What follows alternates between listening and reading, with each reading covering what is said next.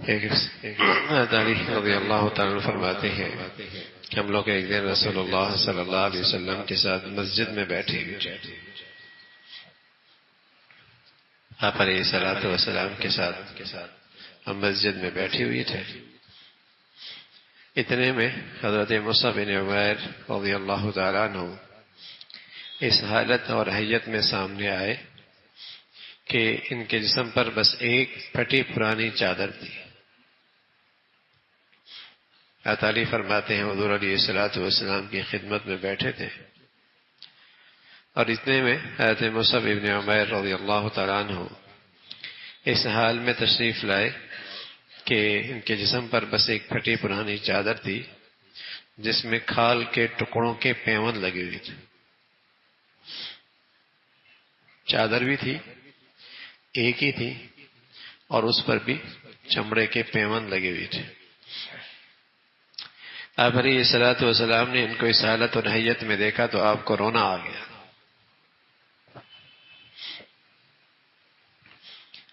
ان کا وہ وقت یاد کہ جب وہ اسلام لانے سے پہلے مکہ میں عیش اور تنعم کی زندگی گزار رہے تھے. بڑے رئیس زادے تھے اور مکہ میں ان کا گھرانہ بڑا دولت مند گھرانہ تھا اور اپنے گھر کے بڑے لاڈلے چہیتے تھے. قیمتی لباس پہنا کرتے تھے، بڑھیا عطر استعمال کرتے تھے، شاندار جوتا پہنا کرتے تھے. رئیس زادے تھے، مالدار گھرانہ تھا اور بڑے ہی چہیتے اور ناز و نعمت میں پلی ہوئی ہے.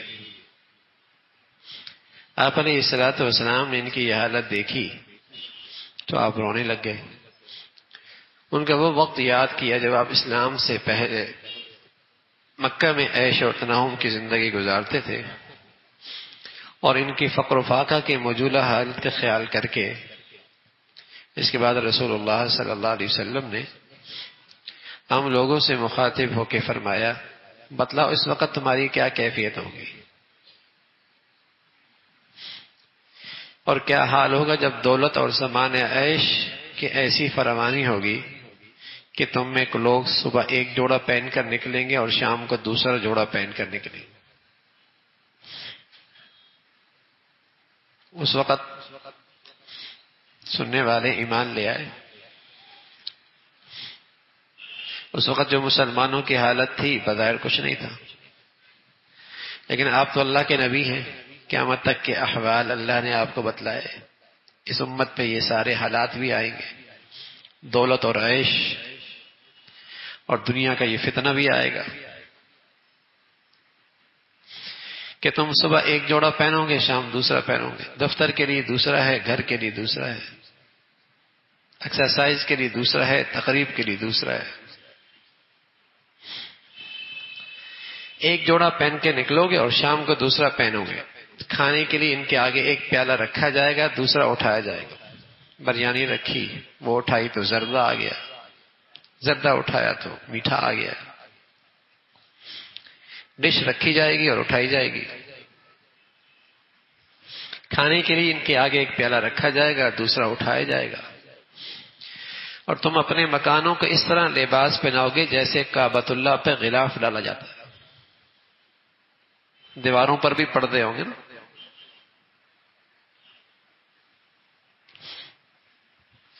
صرف دروازے پہ نہیں ہوتے، دیواروں پر بھی ہے.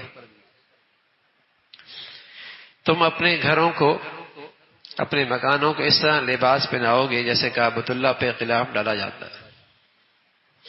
آپ کے اس سوال و جواب میں حاضرین کے مجلس میں کچھ لوگوں نے عرض کیا،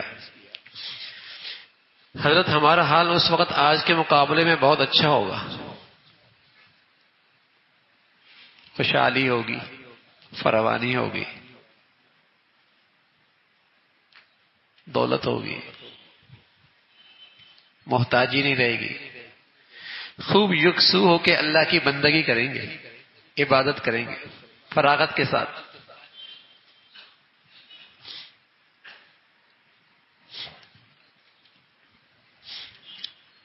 ہمیں اللہ کی عبادت کے لیے پوری فراغت اور فرصت حاصل ہوگی.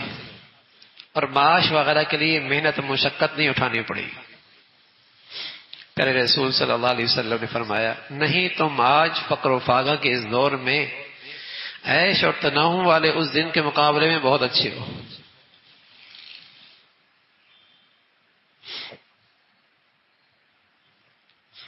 لمبا عرصہ پیچھے نہیں، ہم اپنی زندگی کا جائزہ لے لیں. 50 سال پہلے، 40 سال پہلے، 60 سال پہلے چیزیں اور سامان تو اتنا نہیں تھا. بتائیے محبتیں زیادہ تھیں، آج زیادہ ہے.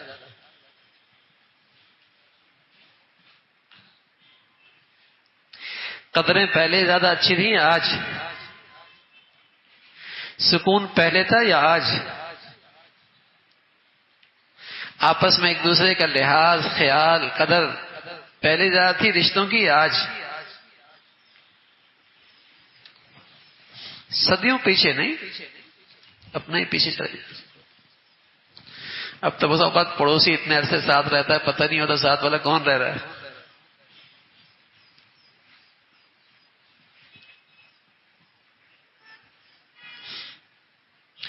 تو آپ نے صلاۃ والسلام نے فرمایا نہیں تم آج فقر و فاقہ کے اس دور میں عیش اور تنہم والے اس دن کے مقابلے میں بہت اچھے ہو جائے. یہ اللہ کے نبی صلی اللہ علیہ وسلم نے ایک واقعہ بتایا اور ایک حقیقت بیان فرمائی ہے. اس وقت تو یہ ایمان بالغیب کے طور پہ مسلمانوں نے اس پہ یقین کر لیا تھا،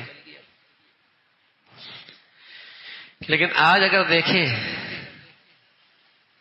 اس امت کا حال، جہاں دولت زیادہ ہے کسی بھی اسلامی دنیا میں، خرافات بھی وہاں زیادہ ہے، وہاں خرمستیاں بھی زیادہ ہیں، وہاں شر و فساد بھی زیادہ ہے، وہاں اللہ تعالیٰ سے بغاوت بھی زیادہ ہے. جس اسلامی دنیا میں دولت زیادہ ہے، خوشحالی زیادہ ہے، وہاں بگاڑ بھی زیادہ ہے.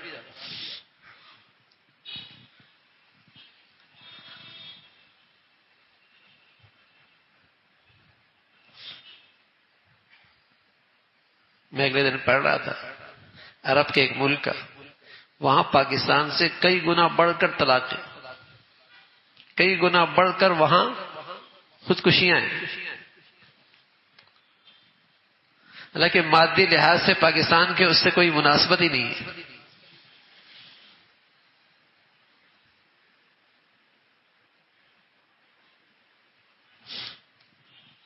بگاڑ بڑھ گیا.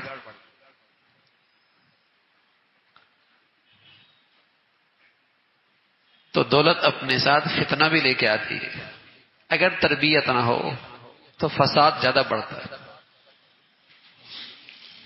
اگر انسانیت پر محنت نہ ہو تو دولت شر لے کے آتی، برائی لے کے آتی. اگر مسلمانی اچھی نہ ہو تو دولت خرافات لے کے آتی، بگاڑ لے کے آتی.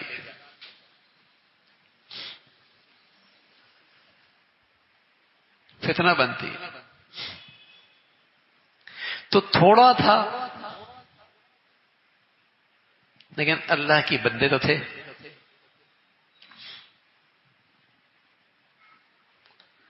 اب بھی اس گئے گزرے دور میں اب مسجد میں آنے والوں کو دیکھیں گے، صاحب حیثیت لوگوں کی آبادی زیادہ ہوتی ہے یا غریب کی آبادی زیادہ ہوتی ہے؟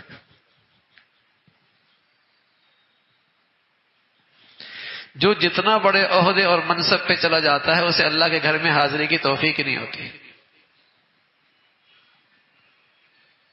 مہینے نہیں سالوں گزر جاتے. اور صحابہ کے زمانے میں جو جتنا بڑا صاحب حیثیت اور صاحب اقتدار ہوتا تھا وہ اللہ کے گھر میں اتنا آگے ہوا کرتا تھا.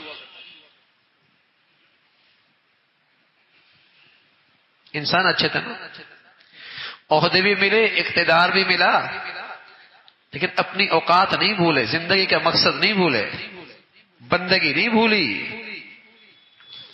امیر المؤمنین اور مسلح میں سب سے آگے، خلیفۃ المسلمین اور اللہ کے گھر میں سب سے آگے. اس امت کے بڑے ہیں اور پہلی صف میں.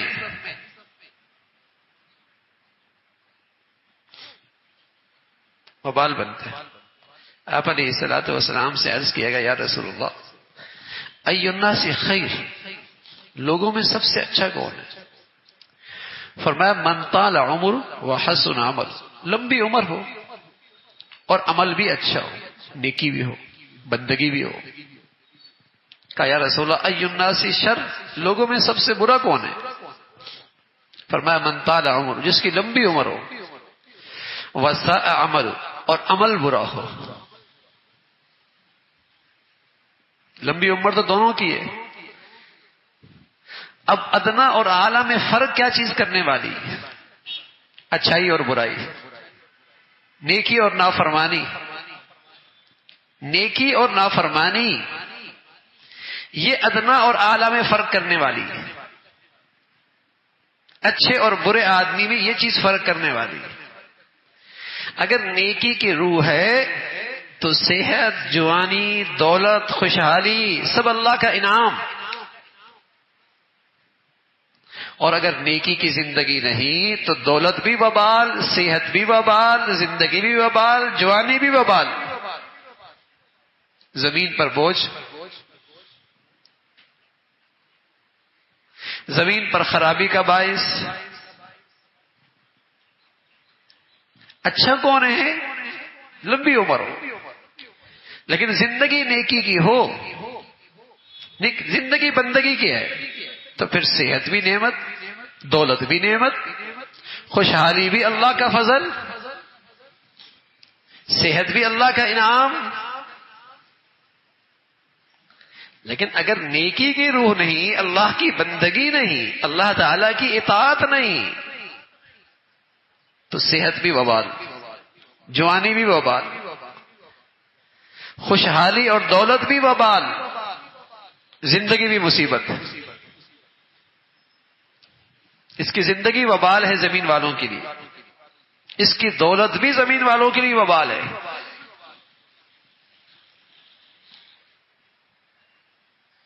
بندگی کی روح.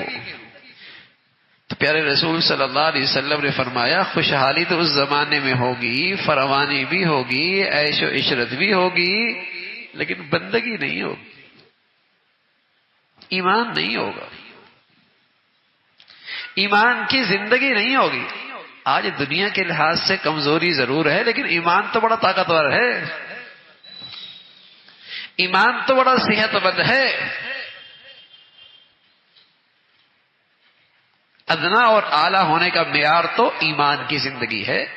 ورنہ تو اللہ میاں فرما رہے ہیں اگر ایمان کی زندگی نہیں تو یہ تو چوپائے ہیں، چوپائے. دیکھتے ہیں سمجھتے نہیں، سنتے ہیں سمجھتے نہیں، دیکھتے ہیں عبرت نہیں حاصل کرتے، چوپائے ہیں، چوپائے.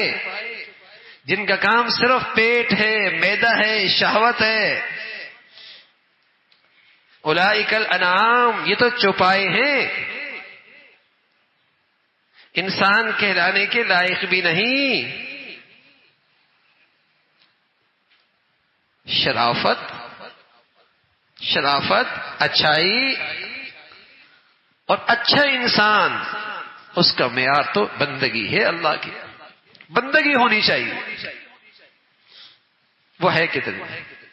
ابو ہریرہ فرمانے لگے ایک دن اللہ کے نبی صلی اللہ علیہ وسلم فرمانے لگے جب تمہاری حالت یہ ہو کہ تمہارے حکمران تم میں نیک لوگ، اچھے لوگ، نیک لوگ، اور تم میں دولت مندوں میں سماحت اور سخاوت ہو، اور تمہارے معاملات اہل مشورے سے مشورہ کر کے طے ہوتے ہوں، ایسی حالت میں زمین کی پشت تمہارے لیے زمین کے اندر سے بہتر ہے. اگر تمہارے اندر یہ خوبیاں ہیں تو اس کا مطلب یہ کہ امت خیر پر ہے، امت اچھی حالت پہ ہے. اگر یہ تین حالات امت میں ہیں کہ با اختیار لوگ نیک لوگ ہیں، اچھے لوگ ہیں، دولت مند لوگ اللہ کی دولت کو خوش دلی کے ساتھ صحیح مصارف میں خرچ کرنے والے ہیں، اور معاملات اہل مشورے کے مشورے سے کر کے طے کرتے ہیں، تو یہ عمومی حالت یہ ہے کہ امت کی حالت یہ اچھی حالت ہے. اور یہ امت اوپر زمین کے اوپر رہنے کے لائق ہے، قیادت کرنے کے لائق ہے، عزت کے لائق ہے، یہ اچھی حالت ہے۔ لیکن فرمایا اگر معاملہ اس کے برعکس ہو جائے اور حالت یہ ہو کہ تمہارے حکمران تم میں بدترین لوگ ہوں اور تمہارے دولت مندوں میں بخل اور دولت پرستی آ جائے اور تمہارے معاملات مشاورت کے بجائے گھر کی عورتوں کی خواہشات کے مطابق ہوں تو زمین کا پیٹ زمین کے اوپر سے بہتر ہے۔ پھر یہ امت اس لائق نہیں کہ زمین کے اوپر عزت سے رہے، پھر یہ امت خیر امت کہلانے کے لائق نہیں کہ لوگ ان کی پیروی کر کے صراط مستقیم پہ چلیں، منزل پہ جا کر بامراد ہوں، پھر یہ امت اس لائق نہیں رہے گی۔